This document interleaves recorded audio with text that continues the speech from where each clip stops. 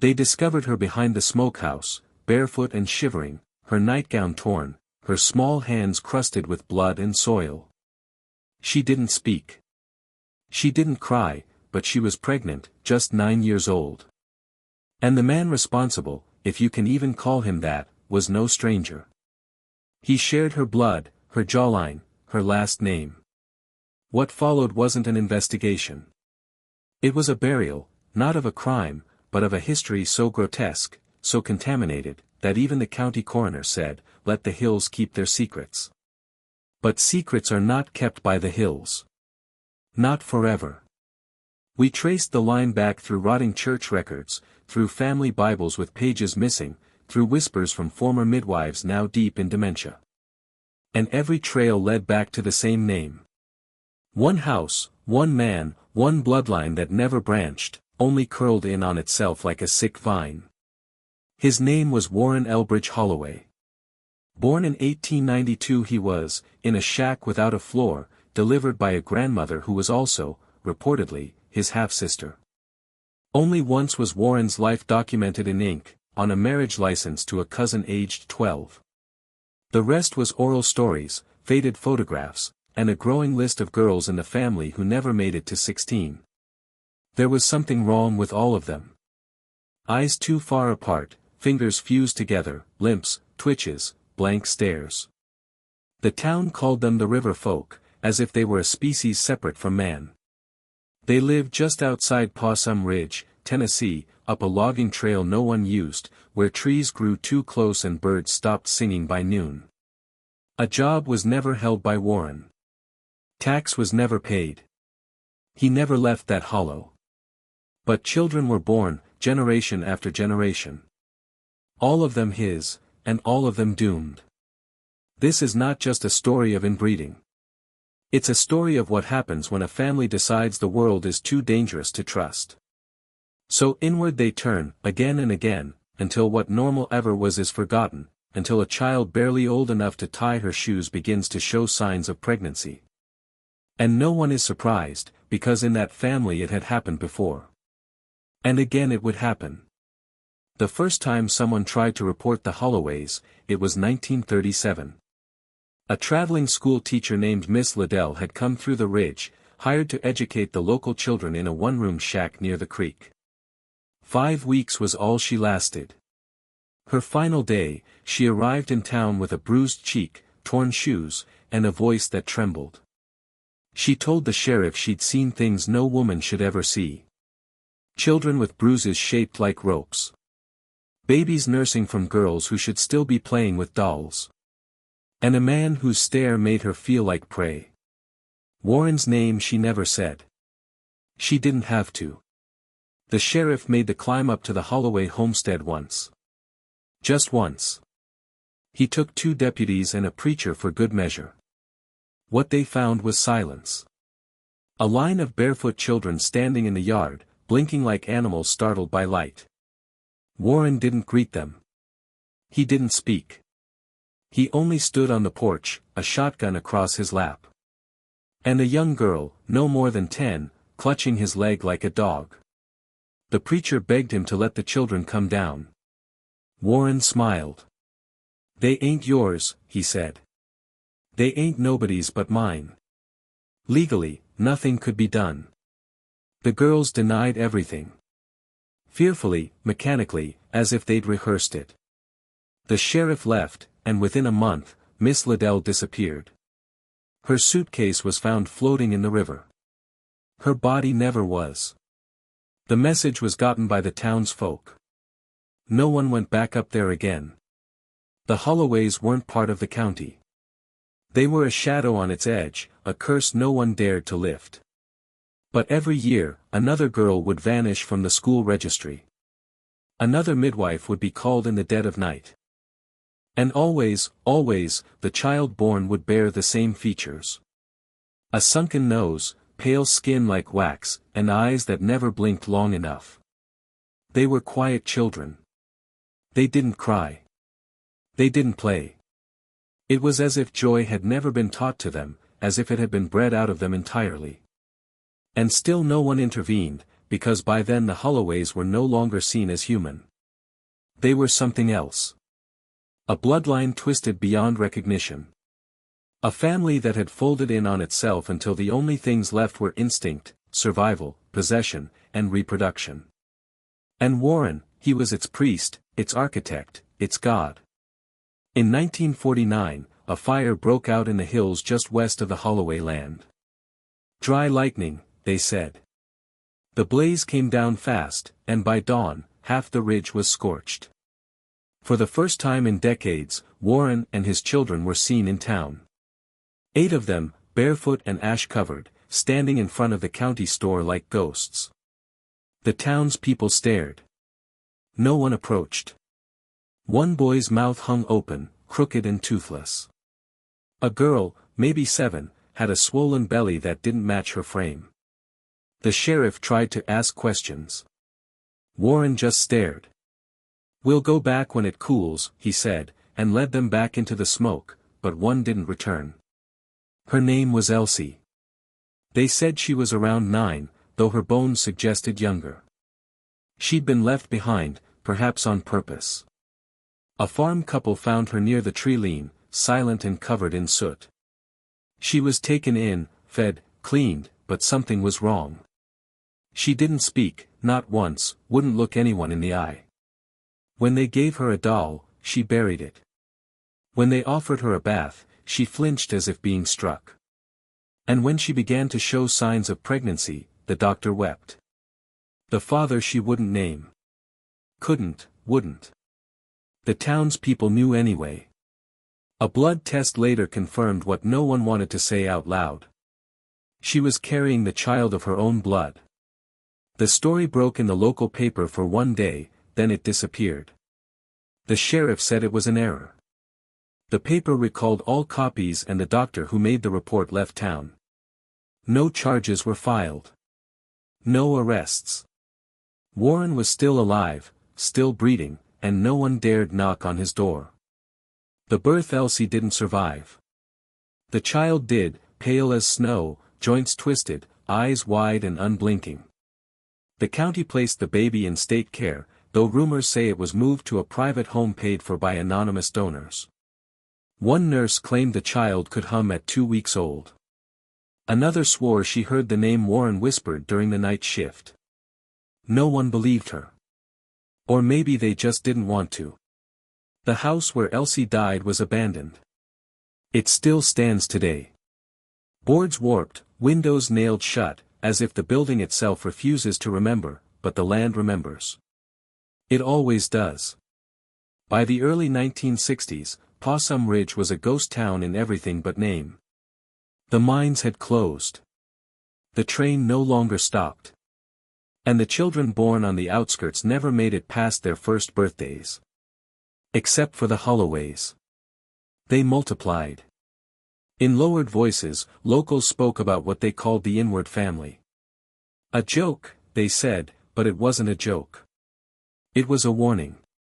The few who ventured near their land, surveyors, census workers, Jehovah's Witnesses, told stories afterward of strange sights. Girls carrying infants who looked older than they were. Boys with twisted hands leading livestock with human-like obedience. A figure always watching from a second-story window in the main house. Always the same shape, always the same stillness. Warren was said to have grown ancient by then. White-haired, toothless, skin drawn so tight it cracked when he moved. But he still ruled them, spoke commands only once. Punished infractions without delay. No outsiders ever witnessed it, but the after effects were visible.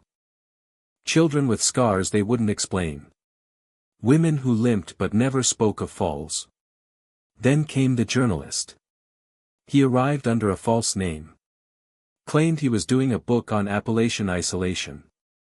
3 days he spent near the ridge, camping, photographing, writing notes. Those notes were never found.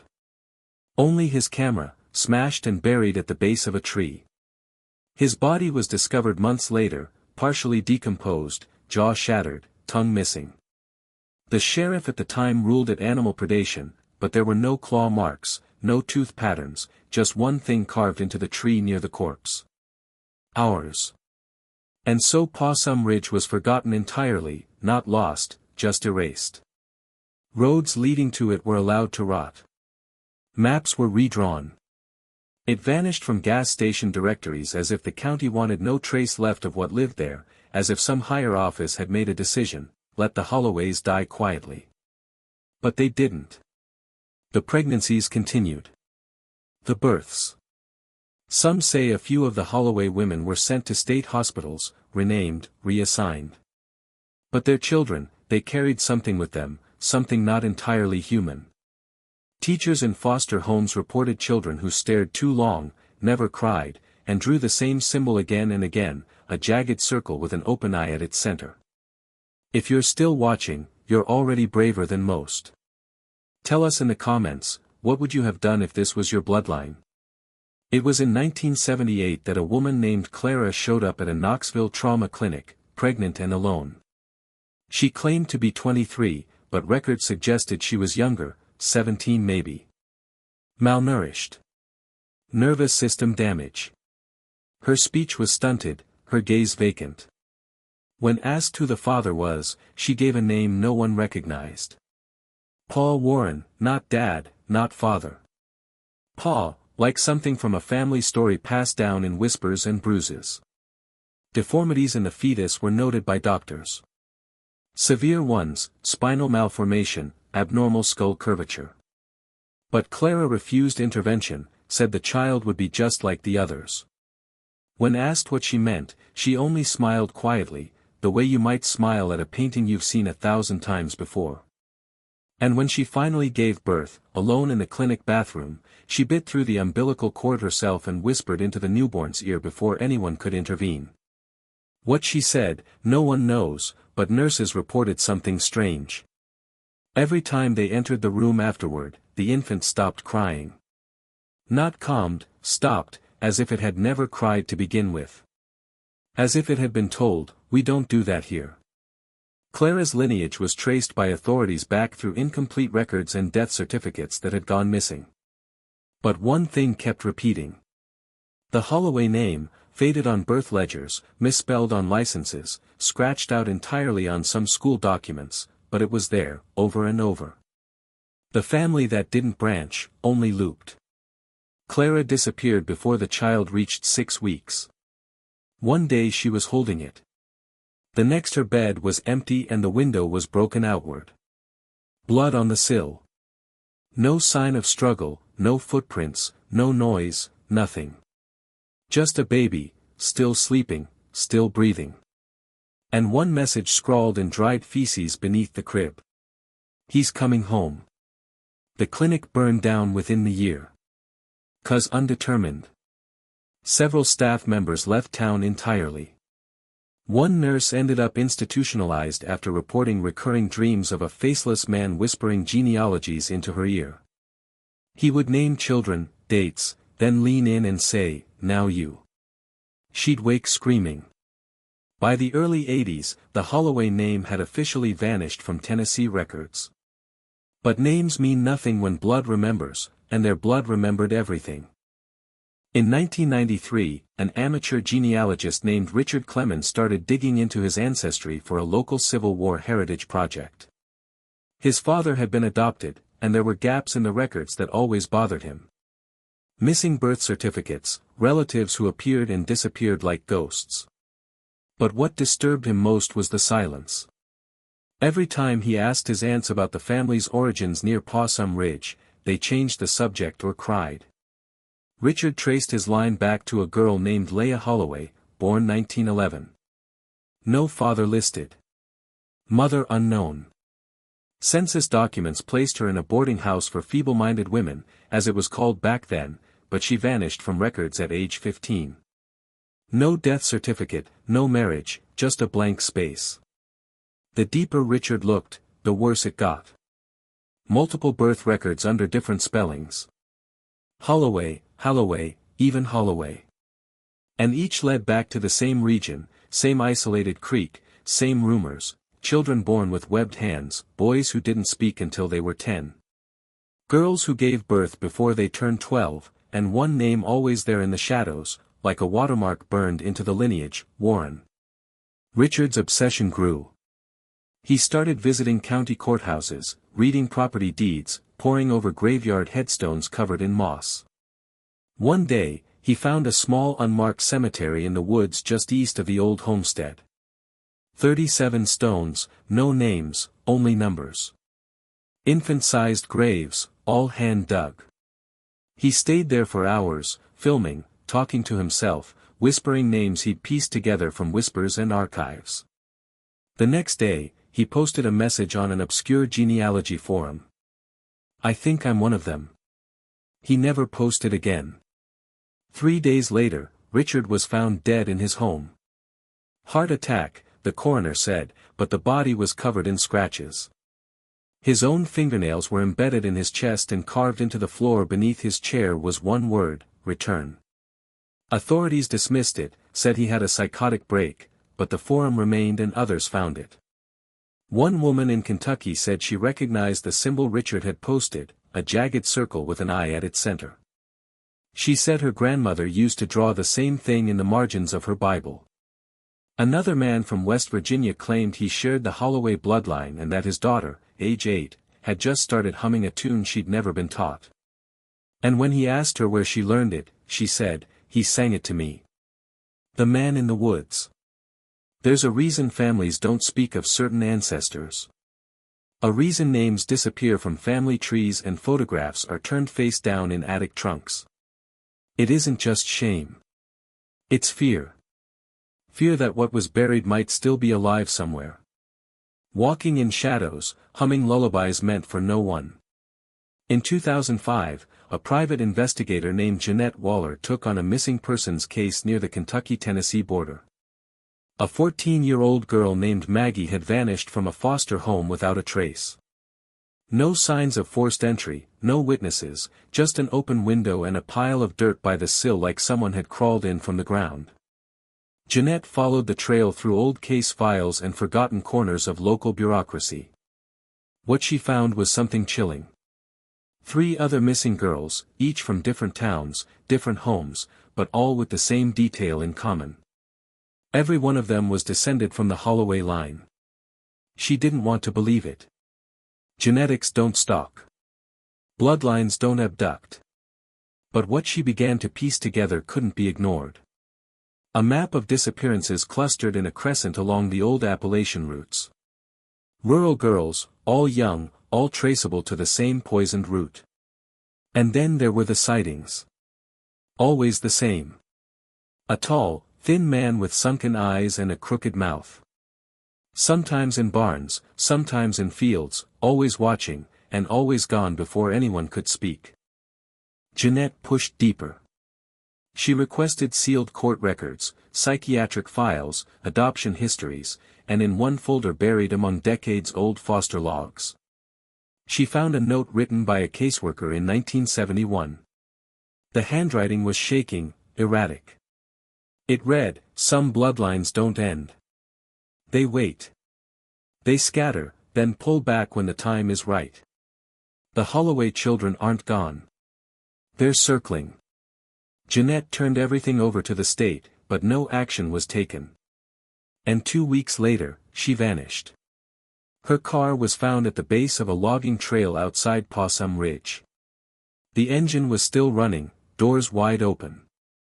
In the passenger seat, her recorder, static for 9 minutes, then a single whisper. He never stopped. That recorder is still in evidence storage, logged under a number, but never processed. And every few years, a new case arises. A child goes missing. A blood test comes back off. Records don't match. DNA markers cluster too closely. And always there's something in the eyes. Because Warren Holloway is dead, but his design, his sickness, was never buried. It was inherited. Today, the Holloway name is gone from census records, erased from birth certificates. You won't find it in any school enrollment, driver's license, or obituary. But that doesn't mean the family is gone. It means they've adapted, scattered into rural foster homes, married under different names, given new identities by overwhelmed case workers and sealed court orders. But the traits remain, not just in the bone structure or the speech patterns, but something deeper, in the behavior. Children who rock silently for hours. Infants who resist being held but stare unblinking for minutes at a time. Girls who speak in riddles about the man in the cellar or the cold room with no corners. You'll find them if you look closely. In Mississippi, in Arkansas, in the back roads of Missouri, places where state officials rarely visit and neighbors know better than to ask questions. There's one town, never named on a map, nestled in the forest past the Cumberland line, where a retired nurse claims she delivered 2 babies in the same week, both from girls under 12, both pale, silent, and watched over by men who claimed to be uncles, but offered no ID. She said she still dreams about those births. Said the room filled with a smell she couldn't describe. Wet leaves, old meat, and something like iron. And when the babies cried, it wasn't a sound. It was more like a warning. Then there's the coroner in West Virginia who keeps a private notebook. Not for the dead, but for those almost dead.